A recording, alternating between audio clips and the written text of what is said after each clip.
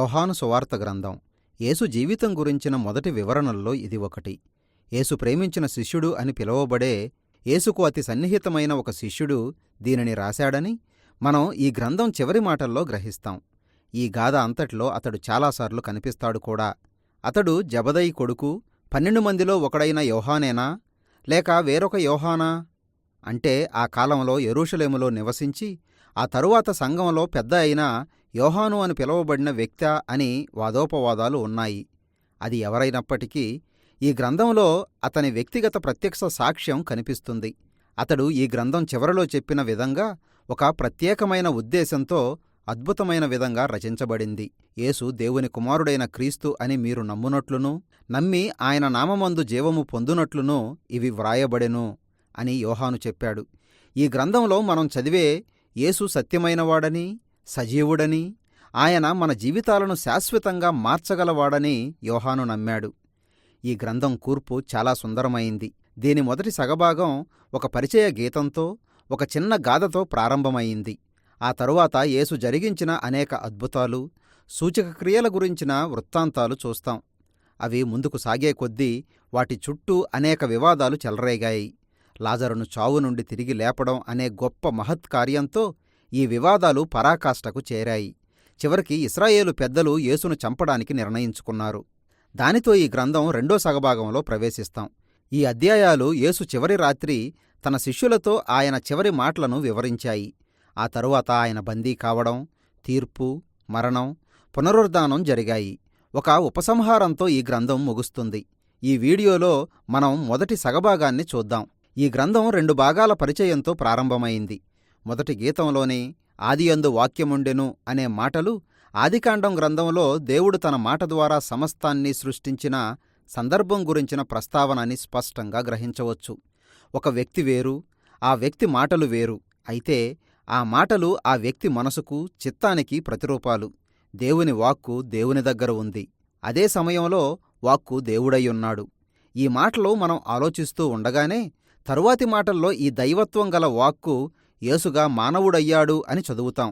ఆ తర్వాత యోహాను నిర్గమాకాండంలోని ప్రస్తావనలు తీసుకొచ్చి మన మధ్య ఉండే దేవుని ప్రత్యక్ష గుడారం యేసే అని చెప్పాడు. ఆ నిబంధన మందసం పైన ఆవరించి ఉన్న మహిమాన్వితమైన దేవుని సన్నిధి యేసులో మానవరూపం దాల్చింది. అది ఇశ్రాయేలీయుల ఏకైక నిజ దేవునిలో తండ్రి అయిన దేవుడు, ఆ తండ్రిని మనకు వెల్లడి చేయడానికి మానవుడుగా మారిన కుమారుడైన దేవుడు ఉన్నాడని అతడు వివరించాడు. మనల్ని సంభ్రమానికి గురిచేసే ఈ విషయాలను గూర్చి ఆలోచిస్తుండగా బాప్తిస్మమిచ్చే యోహాను యేసును కలుసుకోవడం, ఇతరుల్ని ఆయనను కలుసుకోవడానికి నడిపించి ఆయన శిష్యులుగా మారడానికి ప్రోత్సహించడం అనే వృత్తాంతాలు చదువుతాం. ఒక్కొక్కరుగా ప్రజలు యేసును కలుసుకుంటూ ఉండగా ఆయన గురించి వారేమనుకుంటున్నారో చెప్పడం మొదలెట్టారు. ఆ ఒక్క అధ్యాయంలోనే యేసుకు 7 వేరువేరు బిరుదులు ఇవ్వబడ్డాయి. ఆ బిరుదులు 7 అనే సంఖ్య పట్ల యోహానుకు ఉన్న మక్కువను తెలుపుతున్నాయి. ఈ బిరుదులన్నీ సంపూర్ణ మానవుడైన ఈ నజరేయుడైన యేసే మెస్సయ్యారాజు అని గట్టిగా చెబుతున్నాయి. ఆయన ఇశ్రాయేలు బోధకుడు, ఈ లోక పాపాల కోసం చనిపోయే దేవుని కుమారుడు. అది ఒక వ్యక్తి గురించి చెప్పగలిగే అతి గొప్ప మాట. 2 నుండి 12 అధ్యాయాలలోని వృత్తాంతాల సహాయంతో యోహాను ఈ పేరును సమర్థించడానికి ప్రయత్నించాడు. వాటన్నిటిలో మనకి కనిపించే మౌలికమైన నమూనా ఏమిటంటే, యేసు ఒక సూచక క్రియ చేస్తాడు, లేక తన గురించి ఏదో ఒక మాట చెప్పుకుంటాడు. ఆ వెంటనే దానికి ఒక అపార్థం లేక వివాదం చెలరేగుతుంది. కాబట్టి ప్రతి గాథ అంతంలో ప్రజలు యేసు గురించి తాము ఏమని భావిస్తున్నారు అనే విషయం ఒక ఎంపిక చేసుకోవడానికి బలవంతం చేయబడతారు. దీనిలో మొదటి భాగంలో యేసు 4 యోధా వ్యవస్థలను ఎదుర్కోవడం చూస్తాం. ప్రతి సందర్భంలోనూ ఆ వ్యవస్థ దేనినైతే వేలెత్తి చూపుతున్నదో దాని నిజస్వరూపం తానే అని రుజువు చేసుకున్నాడు. యేసు ఒక వివాహ విందులో ఉండగా ద్రాక్షారసం అయిపోయింది. యేసు అక్కడి పెద్ద పెద్ద రాతి బానల్లోని సుమారు 120 గ్యాలన్ల నీటిని శ్రేష్టమైన ద్రాక్షారసంగా మార్చాడు. అప్పుడా విందు ప్రధాని పెళ్ళికొడుకుతో అన్నాడు, నీవు మంచి ద్రాక్షారసం చివరికి దాచుకున్నావు అన్నాడు. అది నిజమే. అయితే యోహాను దీనిని యేసు చేసిన మొదటి సూచక క్రియ అన్నాడు. వేరే మాటల్లో అది యేసును గూర్చిన ఒక విషయానికి సూచనగా ఉంది. యెషయా ప్రవక్త మెస్సయ్య రాజ్యంలో నిర్మలమైన ద్రాక్షారసం సమృద్ధిగా నిండి ఉంటుందని చెప్పినట్టుగా యేసు చేసిన మొదటి సూచక క్రియ యేసు రాజ్యంలో ఉండే ఉదారత్వానికి గుర్తుగా ఉంది. ఆ తరువాత ఏ స్థలంలోనైతే ఆకాశం భూమి కలుసుకుంటాయని, దేవుడు తన ప్రజలను కలుస్తాడని చెబుతారో ఆ యెరూషలేము మందిరానికి యేసు వెళ్ళాడు. అక్కడ డబ్బులు మార్చేవారిని వెళ్ళగొట్టడం, అక్కడ జరిగే బలుల్ని ఆపడం ద్వారా యేసు దేవాలయంపై తన అధికారాన్ని రూఢీపరిచాడు. ఆలయ అధికారులు ఆయన్ని బెదిరించినప్పుడు ఆయన, ఈ దేవాలయమును పడగొట్టుడి, 3 దినములలో దానిని లేపుదును అన్నాడు. రాబోతున్న తన త్యాగపూర్వక మరణమే పరలోకం భూలోకం నిజంగా కలుసుకునే స్థలం అని యేసు సూచిస్తున్నాడు. వాస్తవానికి ఆ దేవాలయ కట్టడం సూచిస్తున్నది త్వరలో మరణానికి గురి కాబోతున్న తన శరీరమే. తరువాత నికోదేము అనే ఇశ్రాయేలు బోధకునితో ఒక రాత్రంతా సంభాషించాడు. యేసు కూడా తనలాగానే ఒక రబ్బీ లేక ఇశ్రాయేలు బోధకుడు అని అతడు భావించాడు. అయితే యేసు ఇశ్రాయేలుకు కావలసింది ఏదో ఒక కొత్త సమాచారంతో వచ్చే మరొక బోధకుడు కాదు అని అతనితో చెప్పాడు. ఇశ్రాయేలుకు ఒక కొత్త హృదయం, కొత్త జీవం అవసరం. ఆయన మాటల్లో, ఒకడు కొత్తగా జన్మించితేనే గాని దేవుని రాజ్యమును చూడలేడు. మానవులు తమ స్వార్థం, పాపం అనే సాలెగూడులో చిక్కుకుని ఉన్నారని ఆయనకు తెలుసు. అదే సమయంలో దేవుడు ఈ లోకాన్ని ప్రేమిస్తున్నాడని కూడా ఆయనకు తెలుసు. ప్రజలకు ఒక కొత్త జన్మను, అంటే జీవితంలో మరొక కొత్త అవకాశం ప్రసాదించడానికే ఆయన వచ్చాడు. ఇక్కడ్నుండి యేసు ఉత్తర దిక్కుకు ప్రయాణమయ్యాడు. దారిలో ఒక బావి దగ్గర ఒక సమరయ స్త్రీని, అంటే ఒక యూదేతర స్త్రీని ఆయన ఎదుర్కొన్నాడు. వారు నీటిని గురించి మాట్లాడడం ప్రారంభించారు. యేసు ఆ నీటిని తన గురించిన ఒక రూపకాలంకారంగా మార్చుకున్నాడు. నిత్య జీవానికి ఆధారమైన జీవజలాన్ని అందించడానికి తాను వచ్చానని యేసు చెప్పాడు. యోహాను సువార్తలో దేవుని శాశ్వతమైన ప్రేమతో నిండిన ఒక కొత్త జీవిత లక్షణాన్ని ఈ మాట సూచిస్తున్నది. అది ఇప్పుడు ప్రారంభమై భవిష్యత్తులోకి కొనసాగగలిగిన ఒక జీవం. తరువాత యోహాను యూదుల 4 పండుగ రోజుల్లో సంభవించిన మరికొన్ని సంఘటనల గురించి రాశాడు.